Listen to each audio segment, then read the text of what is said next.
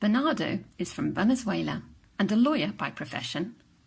His Aliyah process lasted 2 years. Although he had children and his twin brother in Israel, he didn't return because he didn't want to leave his mother. So he dedicated himself to supporting many Jewish people to start their Aliyah process. With the help of Ebenezer, he managed to take his mother with him to Israel. A complicated process because she had converted to Judaism and was the second wife of a Jew. So her Aliyah was under the term Refugee Mother of Jews. Their return had to be from Bogotá in Colombia, since returning from Caracas is impossible due to the country's political situation. To make Aliyah from Bogotá, a special permit is required.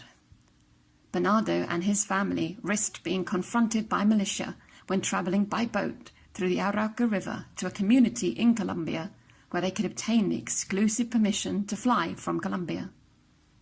Bernardo is deeply grateful to Ebenezer for the help to the Venezuelan Jewish community, and he's keen to help future Olim with their Aliyah. The summer months in Chile saw a lot of activity, with Olim returning to Israel as the doors reopened following a temporary halt caused by the pandemic and bureaucratic procedures. During the month of June in particular, the Ebenezer teams in Paraguay, Guatemala and Ecuador came together to support 12 religious families on their return to Israel, 7 of them returning on the same flight.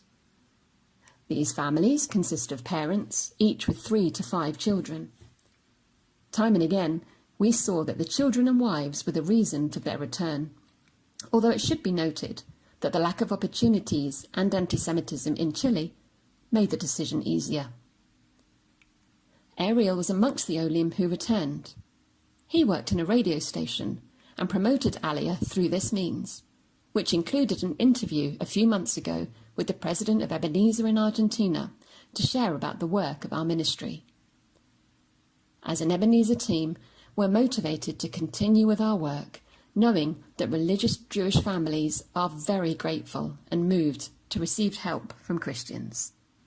We never cease to be amazed by the Lord at his marvellous work in fulfilling every prophecy of his word. The Aida's family's testimony is a faithful reflection of his love and faithfulness. Without resources and the economic means, the Lord, through Ebenezer, once again opened a way in the desert. When they contacted us, we became aware of the size of the family and the lack of opportunity they had to make Aliyah and settle in the land given to them as a promise of the Most High. Their financial problems in Argentina seemed to have no end, along with other situations that Jewish people face when living in disadvantaged areas, and this was becoming increasingly untenable. Each time we spoke with them, we felt their anguish and anxiousness to get to the land of Israel as soon as possible. The Ebenezer team in Argentina prayed that the Lord would provide the necessary resources and cover the enormous expenses that an Olim entails from distant lands when making Aliyah. It seemed humanly impossible, but the same Lord who sent manna in the desert and multiplied the loaves and fishes made sure that the whole family had the blessing of supernatural provision.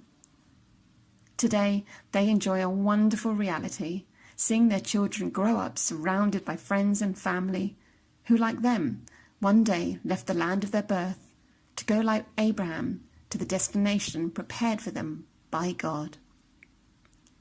Ebenezer Argentina has not stopped seeing God's supernatural power. From the moment we contact an Olim, we see his favour at work.